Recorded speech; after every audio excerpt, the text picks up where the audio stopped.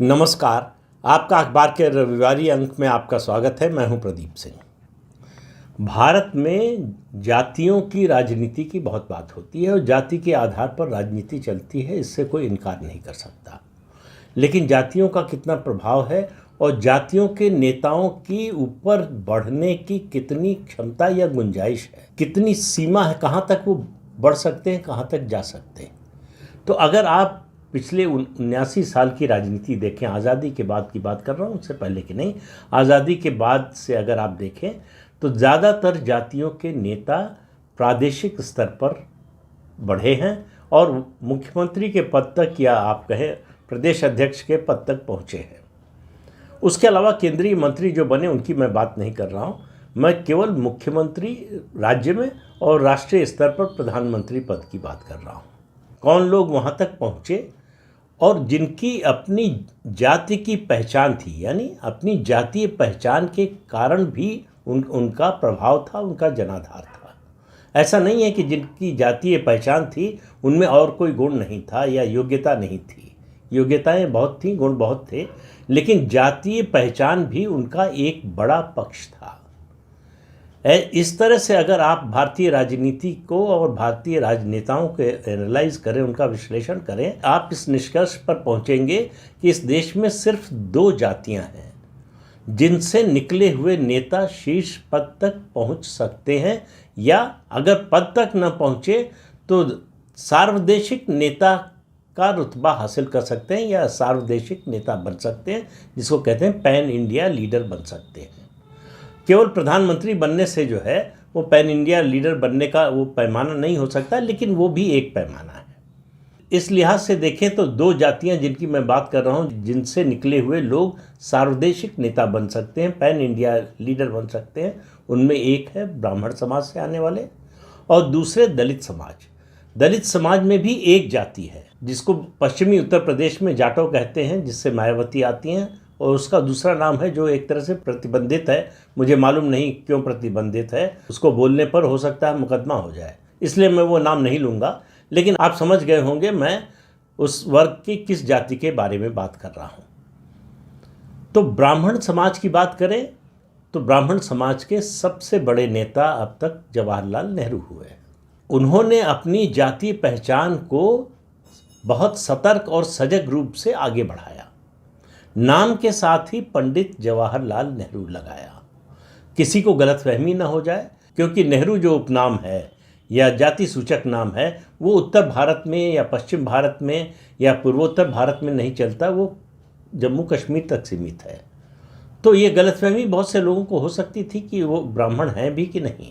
उनको ब्राह्मण मानने में उत्तर भारत और दक्षिण भारत भी और उसके अलावा पश्चिम भारत के लोगों को परेशानी हो सकती थी। लेकिन नाम के से पहले पंडित लग जाने से सारा कन्फ्यूजन दूर हो गया। वो ब्राह्मण समाज के सबसे बड़े नेता के रूप में जाने गए। और ये कहने का मतलब, फिर दोहरा रहा हूँ, ये मतलब नहीं है कि जवाहरलाल नेहरू में और कोई योग्यता नहीं थी या उनमें कोई और गुण नहीं था। लेकिन मैं आज उनकी मेरिट पर, उनकी योग्यता पर, उनकी क्या क्षमता थी, उन सब की बात नहीं कर रहा हूँ। मैं जातीय पहचान के साथ जो ऊपर पहुँचे हैं, बड़े कद के नेता हुए हैं, उनकी बात कर रहा हूँ। उसके बाद अगर आप देखें, प्रदेशों में नज़र दौड़ाएं तो बहुत से नेता हुए। मध्य प्रदेश में द्वारका प्रसाद मिश्र, रविशंकर शुक्ल का परिवार, उनके दोनों बेटे जो है राजनीति में रहे। अगर उत्तर प्रदेश में आप देखें तो कमलापति त्रिपाठी, हेमवती नंदन बहुगुणा और इन सब से ऊपर गोविंद वल्लभ पंत और कृष्णचंद्र पंत, ऐसे कई नेता हुए उत्तर प्रदेश से। अब चूँकि गोविंद वल्लभ पंत और कृष्णचंद्र पंत जो है जिस समय हुए उस समय उत्तर प्रदेश का विभाजन नहीं हुआ था, वरना ये उत्तराखंड के कहलाते। लेकिन उससे कोई फ़र्क नहीं पड़ता, उनके स्टेचर पर कोई अंतर नहीं पड़ता। इसी तरह से बहुगुणा जी भी जो है वो उत्तराखंड से आते थे। और उत्तर प्रदेश से ही एक और नेता आए जो अब उत्तराखंड के माने जाएंगे, वो नारायण दत्त तिवारी, जो सार्वदेशिक नेता शायद बन सकते थे। गोविंद वल्लभ पंत के अलावा उत्तर प्रदेश से कोई ब्राह्मण समाज का नेता था जो बन सकता था, तो वो नारायण दत्त तिवारी हो सकते थे। लेकिन अब ये हो सकते थे का कोई मतलब नहीं है, हुए नहीं। गोविंद वल्लभ पंत के साथ समस्या ये हुई कि वो जवाहरलाल नेहरू नाम के वटवृक्ष के नीचे आगे बढ़े, तो इसलिए उनके लिए ज़्यादा विस्तार का कोई मौका नहीं था। वो देश के दूसरे गृह मंत्री थे। सरदार पटेल के निधन के बाद जवाहरलाल नेहरू ने उनको ही गृह मंत्री बनाया। और गोविंद वल्लभ पंत की क्या हैसियत थी, ये जो लोग कांग्रेस की राजनीति को जानते हैं, फॉलो किया है, समझते हैं, पढ़ा है, उनको अच्छी तरह से मालूम है। वो नेहरू मंत्रिमंडल में गोविंद वल्लभ पंत शायद दूसरे सबसे शक्तिशाली मंत्री थे, जो नेहरू से डरते नहीं थे सरदार पटेल की ही तरह, लेकिन सरदार पटेल की तरह उस तरह से खरी खरी बात कहने की आदत उनकी नहीं थी। लेकिन आज बात उनके स्वभाव की या इन गुणों की नहीं हो रही है, बात हो रही है कि जातीय पहचान के साथ जो लोग शिखर तक पहुँचे या उच्चतम स्तर तक पहुँचे, यहाँ या वहाँ तक पहुँचे जहाँ और कोई पहुँच नहीं पाया। वैसे तो दक्षिण से जयललिता भी ब्राह्मण समाज से आती थी और मुख्यमंत्री बनी, लेकिन उनका दायरा दक्षिण भारत से बाहर वो कभी निकल नहीं पाई। दूसरे प्रांतीय नेताओं की स्थिति भी यही थी, वो अपने प्रांत से बाहर जो है उनका कोई जनाधार बन नहीं पाया, लोकप्रियता बन नहीं पाई। तो इसलिए इस दृष्टि से देखें तो जवाहरलाल नेहरू अकेले ऐसे नेता थे ब्राह्मण समाज से आने वाले, जिनको आप पैन इंडिया लीडर कह सकते हैं, सार्वदेशिक नेता कह सकते हैं क्या, बल्कि थे भी, और आज भी उनकी वो छवि है। दूसरा जाति समाज जिससे पैन इंडिया लीडर बन सकते हैं वो है दलित समाज। हालांकि आबादी के लिहाज से देखें तो ब्राह्मण समाज की जो आबादी है उससे ज़्यादा आबादी है दलित समाज की, और ख़ास तौर से एक जाति की जिसको जाटव कहते हैं, और दूसरा नाम भी है जो नहीं ले रहा हूँ। उस जाति के लोगों की संख्या लगभग, उस जाति के लोगों की आबादी केवल उत्तर प्रदेश में अगर देखें तो 13% है। पूरे देश के स्तर पर देखेंगे तो शायद किसी एक जाति की आबादी अगर सबसे ज़्यादा है तो उसी जाति की होगी। और इस दलित समाज से सबसे बड़े, सबसे कद्दावर नेता अगर कोई हुए तो डॉक्टर भीमराव अंबेडकर। लेकिन चुनावी राजनीति की दृष्टि से देखें तो डॉक्टर भीमराव अंबेडकर को वो सफलता नहीं मिली, क्योंकि वो महार जाति से आते थे, वो जाटव समाज से नहीं आते थे। इसलिए वो उस चुनावी अर्थ में पैन इंडिया लीडर नहीं बन पाए। हालांकि उनका कद बहुत बड़ा था। देश के जो, अगर आप 4-5 बड़े नेताओं का नाम लेंगे तो उनमें डॉक्टर अंबेडकर अगली कतार में मिलेंगे आपको। लेकिन इसके बावजूद वो महाराष्ट्र से बाहर उनकी राजनीति की ज़मीन नहीं बन पाई, और महाराष्ट्र में भी वो महाराष्ट्र के सर्वमान्य दलित नेता के रूप में, राजनीतिक रूप से, बार बार कह रहा हूँ, चुनावी दृष्टि से, चुनावी राजनीति की दृष्टि से नहीं बन पाए। उनकी योग्यता, उनकी क्षमता, उनका जो योगदान है संविधान बनाने में और दूसरे कामों में, उस सब की बातें अभी छोड़ दें। इस समाज से 2 नेता हुए जो सार्वदेशिक पैन इंडिया लीडर बने। एक बाबू जगजीवन राम जो बिहार से आते थे, दूसरी जो है वो सुश्री मायावती। हालांकि काशी राम में ये संभावना थी, लेकिन उन्होंने चंद्रगुप्त बनने की बजाय चाणक्य बनना पसंद किया, वो रास्ता चुना उन्होंने। तो उस रास्ते पर गए नहीं, तो इसलिए उसकी बात नहीं हो सकती। और ब्राह्मण समाज की बात करें तो पहले सार्वदेशिक ब्राह्मण नेता जवाहरलाल नेहरू थे, और अब तक के आखिरी ब्राह्मण नेता अटल बिहारी वाजपेयी थे। अटल बिहारी वाजपेयी के कद का कोई ब्राह्मण नेता इस समय देश में नहीं है। कोई उभरेगा, इसकी अभी कम से कम फिलहाल कोई जो है संभावना नज़र नहीं आती। प्रदेश के स्तर पर भी कोई बड़ा ब्राह्मण नेता दिखाई नहीं देता है। 2 राज्यों में भाजपा में जरूर 2 नेता दिखाई देते हैं, एक हेमंत बिश्व शर्मा असम में और दूसरे महाराष्ट्र में देवेंद्र फडणवीस, लेकिन दोनों अपने राज्य तक सीमित हैं। देवेंद्र फडणवीस में वो संभावना है कि वो सार्वदेशिक नेता बन सकते हैं, लेकिन बनेंगे कि नहीं अभी कहना मुश्किल है।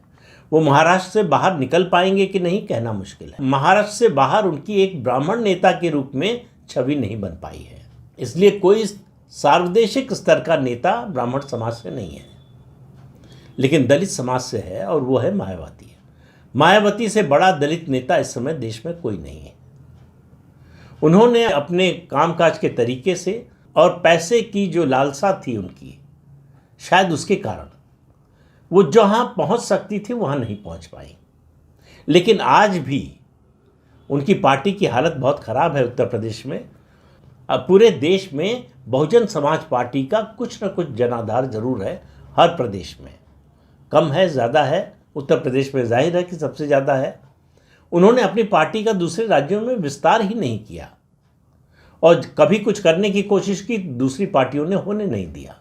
उनके विधायक जीते तो वो तोड़ लिए गए, चाहे वो राजस्थान हो, चाहे मध्य प्रदेश हो, चाहे बिहार हो या दूसरे राज्य हों। तो मायावती एकमात्र सार्वदेशिक दलित नेता इस समय बनी हुई। इसके साथ विडंबना ये रही कि इस जाति को सार्वदेशिक जाति ही नहीं बनने दिया गया। उत्तर भारत में जो क्षत्रिय है वो दक्षिण भारत में नहीं माना जाता। कई राज्यों में तो क्षत्रिय समाज के लोग आरक्षित समाज जो है उसमें आते हैं। तो इसलिए एक सार्वदेशिक जाति की पहचान ही उनकी नहीं बनी। लेकिन दो नेता ऐसे हुए, एक विश्वनाथ प्रताप सिंह और दूसरे चंद्रशेखर, दोनों प्रधानमंत्री हुए। विश्वनाथ प्रताप सिंह परिस्थितियों के कारण नेता बने, सार्वदेशिक नेता बने, और चंद्रशेखर अपनी नीतियों के कारण। चंद्रशेखर को किसी ने बनाया नहीं, वो संघर्ष करके वहां तक पहुंचे और संघर्ष करते हुए उन्होंने कभी समझौता नहीं किया, अपने सिद्धांतों से कभी समझौता नहीं किया, कभी झुके नहीं। लेकिन उनके साथ सबसे बड़ी समस्या यह रही, जो विश्वनाथ प्रताप सिंह के साथ भी थी, कि इन दोनों के पास अपनी पार्टी का कोई संगठन नहीं था, संगठन का कोई व्यापक आधार नहीं था, और नेता संगठन के बिना नहीं बन सकता। जो कांग्रेस का संगठन था उसके कारण नेहरू का कद इतना बड़ा हुआ। जरा कल्पना कीजिए कि आज की कांग्रेस होती, आज की कांग्रेस में कोई नेता कांग्रेस का नेहरू के कद का नहीं बन सकता, क्योंकि उस तरह का संगठन नहीं है, उस तरह का व्यापक सांगठनिक आधार नहीं है। संगठन वो काम करता है जो बारिश में अगर आप पानी इकट्ठा करना चाहते हैं तो आपके पास कितना बड़ा बर्तन है, इससे तय होगा कि आप कितने पानी का संग्रह कर पाएंगे। तो संगठन बड़ा होगा तो आपका जनाधार बढ़ेगा, आपके वोट बढ़ेंगे। संगठन छोटा होगा तो लोकप्रियता के बावजूद आपका संगठन, आपका जनाधार नहीं बढ़ेगा, आपके वोट नहीं बढ़ेंगे। मायावती में एक क्षमता थी कि वो संगठन भी बना सकती थी, उसका विस्तार भी कर सकती थी, और उसका जनाधार भी बढ़ा सकती थी और वोट भी ला सकती थी। अब इसी से अंदाज़ा लगाइए कि आज जब वो अपनी राजनीति के सबसे बुरे दौर से गुजर रही हैं, उस समय भी वो देश की सबसे बड़ी दलित नेता हैं। उनके कद का कोई नेता देश में नहीं है, और प्रदेशों में तो दलित नेताओं का भारी अभाव है। कोई दलित नेता प्रादेशिक स्तर पर अपना जनाधार बना पाया हो, अपना आधार बना पाया हो, अपनी छवि बना पाया हो, ऐसा किसी राज्य में दिखाई नहीं देता। जातीय पहचान के साथ राजनीति करने वालों की बात हो तो जाति के बंधन को तोड़कर या जातीय पहचान की सीमा को तोड़कर नेता बनने की क्षमता, अद्भुत क्षमता अगर किसी में थी, वो थे सरदार वल्लभ भाई पटेल। वो पटेल समुदाय से आते थे, पाटीदार समुदाय से गुजरात के, जिस समाज को उत्तर भारत के कुर्मी समाज ने कुर्मी जाति से जोड़ दिया है। हालांकि दोनों में फ़र्क है, लेकिन आजकल जो कुछ हो रहा है उसके बारे में कुछ कहा नहीं जा सकता। कौन किससे जोड़ देगा, कौन किसके साथ जुड़ जाएगा, किससे अलग हो जाएगा, ये सब केवल इसलिए कि जाति का आधार बड़ा हो, जाति की पहचान व्यापक हो, इसकी कोशिश हर जातिगत समाज में हो रही है। सरदार पटेल की जो छवि थी वो उनकी जातीय पहचान के कारण नहीं थी। सही मायने में अगर मैं कहूँ, देश की आज़ादी के बाद कोई सार्वदेशिक नेता वास्तविक मायने में हुआ तो वो सरदार वल्लभ भाई पटेल ही थे, जिनके बारे में सोचते हुए, तय करते हुए, बात करते हुए लोगों के मन में कभी उनकी जाति नहीं आती थी। न उन्होंने अपनी कोई जाति पहचान बनाने की कोशिश की, न जातीय पहचान बनाने वालों को प्रोत्साहित करने की कोशिश की। उन्होंने जवाहरलाल नेहरू, जितना लिखा हुआ पढ़ा है, जितना सुना है, उसके आधार पर कह सकते हैं कि कभी जवाहरलाल नेहरू को पंडित जवाहरलाल नेहरू नहीं कहा, जवाहर ही कहते थे। उसका एक कारण ये भी हो सकता है कि जवाहरलाल नेहरू उनसे उम्र में छोटे थे, लेकिन जवाहरलाल नेहरू से उम्र में बड़े बहुत से लोग उनको पंडित जी ही कह के बुलाते थे। तो जवाहरलाल नेहरू की जातीय पहचान को सरदार वल्लभ भाई पटेल ने कभी स्वीकार नहीं किया। इस बारे में हालांकि उन्होंने कभी कुछ कहा नहीं, कुछ बोले नहीं, लेकिन उनके व्यवहार, उनके आचरण से और उनकी भाषा से, उनकी शैली से ये बड़ा स्पष्ट होता है। तो जाति की पहचान, भारत की राजनीति में अपनी जाति की पहचान को तोड़कर सार्वदेशिक नेता की हैसियत पा जाना, ये किसी चमत्कार से कम नहीं है जो सरदार वल्लभ भाई पटेल ने किया।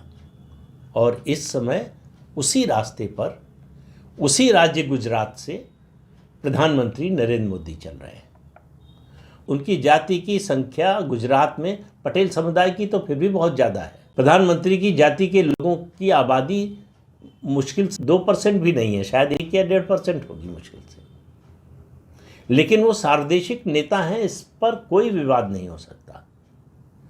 वो किसी जाति का व्यक्ति हो, हर जातीय समाज में, हर वर्ग में उनका अपना जनाधार है, उनकी पहचान है, लोकप्रियता है। कहीं कम हो सकती है, कहीं ज़्यादा हो सकती है, लेकिन इससे कोई इनकार नहीं कर सकता कि नरेंद्र मोदी इस समय देश के सबसे लोकप्रिय नेता हैं। तो सरदार पटेल इस देश के सर्वश्रेष्ठ प्रधानमंत्री हो सकते, लेकिन गांधी जी ने ऐसा होने नहीं दिया। मैं ये तो नहीं कह सकता कि ऐसा उन्होंने किसी जातीय प्रेम के कारण किया, क्योंकि ब्राह्मण समाज से नहीं आते थे गांधी जी भी, कि इसलिए नेहरू को पसंद करते थे। उसके कारण बहुत से थे और दूसरे कारण थे। लेकिन अगर गांधी जी ने अड़ंगा न डाला होता, वीटो पावर न लगाई होती, अपनी वीटो पावर का इस्तेमाल नहीं किया होता, अपने नैतिक बल का इस्तेमाल नहीं किया होता, तो सरदार पटेल इस देश के प्रधानमंत्री बनते। लेकिन वो प्रधानमंत्री नहीं बने, केवल इतना ही नहीं हुआ, उसके बाद उनका निधन बहुत जल्दी हो गया, 1950 में उनका निधन हो गया। उसके बाद उनके सारे काम को, उनकी सारी उपलब्धि को, उनकी सारी योग्यता को, उसको दबाने की कोशिश की गई, उनके पूरे इतिहास को दफन करने की कोशिश की गई। आप अंदाज़ा लगा सकते हैं कि लगातार 1947 से 77 तक लगातार राज करने वाली कांग्रेस पार्टी, उसने उनको भारत रत्न देने की ज़रूरत नहीं समझी। जिस व्यक्ति ने 562-65 रियासतों का विलय कराया, भारत को एक सूत्र में पिरोया, उस व्यक्ति को भारत रत्न नहीं मिला। उनसे उपलब्धि के मामले में, योग्यता के मामले में और हैसियत के मामले में बहुत कम जो लोग थे उनको, और उसमें मैं जवाहरलाल नेहरू को भी जोड़ता हूँ। जवाहरलाल नेहरू का कद बहुत बड़ा था, गांधी जी के बहुत प्रिय थे। गांधी जी ने उनके रास्ते में आने वाले सारे रोड़े हटाए। सबसे बड़ी चुनौती नेहरू को मिल सकती थी, नेताजी सुभाष चंद्र बोस को, उनको हटाया, फिर सरदार पटेल को हटाया। ये 2 लोग थे जिनकी चुनौती को पार करना जवाहरलाल नेहरू के बस की बात नहीं थी, उनकी क्षमता की बात नहीं थी। वहाँ गांधी जी उनके सहायक बने। लेकिन फिर मुद्दे पर लौट कर आते हैं। आज की तारीख में भारत में एकमात्र नेता हैं प्रधानमंत्री नरेंद्र मोदी, जो जाति की सीमा को तोड़कर, जाति के बंधन को तोड़कर आगे निकले। और उन्होंने ये साबित किया है कि सफल होने के लिए, सार्वदेशिक नेता बनने के लिए, लोकप्रिय नेता बनने के लिए, जनमानस में लोकप्रियता हासिल करने के लिए जाति की पहचान का होना ज़रूरी नहीं है। जातीय पहचान के बिना भी आप सार्वदेशिक नेता बन सकते हैं, देश के सबसे लोकप्रिय नेता बन सकते हैं। और मेरा मानना है कि उनके बाद अगर कोई उस रास्ते पर चल रहा है या चल सकता है, तो वो उत्तर प्रदेश के मुख्यमंत्री योगी आदित्यनाथ हैं। उनका आज जो भी कद है, उनकी जातीय पहचान के कारण नहीं है, और जाति की सीमा को तोड़कर आगे निकलने की क्षमता उनमें है। और जिस पंथ से वो आते हैं, उस पंथ की स्थापना ही इसीलिए हुई थी, जातियों की सीमा को तोड़ने के लिए। तो इसलिए जातीय आग्रह या दुराग्रह से बाहर निकलकर काम करने की क्षमता, सोचने की क्षमता उनको अपने वैचारिक परिवार से मिली हुई है। इसलिए जो लोग उनमें उनकी जाति खोजने की कोशिश करते हैं, उनकी जातीय पहचान बताने की कोशिश करते हैं, वो दरअसल अपना नुकसान करते हैं।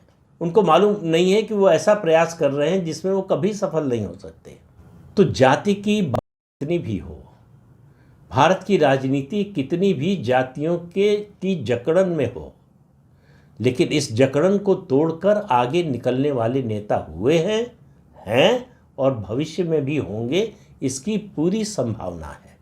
तो ये जिन लोगों के दिमाग में बैठा हुआ है कि एक जाति विशेष में पैदा होने से, एक जातीय आधार होने से, जाति की संख्या अगर बड़ी है उस जाति का आधार मिलेगा तभी आप बड़े नेता बन सकते हैं, ऐसा ज़रूरी नहीं है।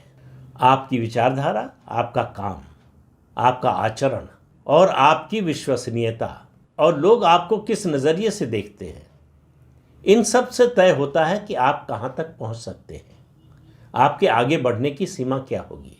अगर आप जातीय सीमाओं को तोड़कर केवल राष्ट्रहित के बारे में सोचने को तैयार हो, आप उस शिखर को प्राप्त कर सकते हैं, सर्वोच्च शिखर को प्राप्त कर सकते हैं जिसके बारे में बहुत से लोगों के लिए कल्पना करना भी मुश्किल है। तो जाति है कि जाति नहीं, लेकिन जाति है कि किसी को रोक सकती नहीं। जिसमें क्षमता है वो बढ़कर दिखाएगा, दिखा चुके हैं लोग, आने वाले समय में भी दिखाएंगे। तो इसलिए अगर आप पीछे रह गए हैं तो जाति को दोष मत दीजिए, अपनी दूसरी क्षमताओं को विकसित कीजिए। लोगों में आपके प्रति भरोसा हो कि आप उनके हित की सोच रहे हैं, उनके हित के लिए काम कर रहे हैं। आपकी नज़र में राष्ट्र प्रथम है, समाज प्रथम है, लोगों का कल्याण प्रथम है, तभी आप जाति की जकड़न को तोड़ पाएंगे। तो इस अंक में इतना ही। अगले अंक में फिर मिलेंगे किसी नए मुद्दे के साथ। तब तक के लिए अनुमति दीजिए। आपसे अनुरोध है कि चैनल देखिए, शेयर कीजिए, लाइक कीजिए और सब्सक्राइब जरूर कीजिए। नमस्कार।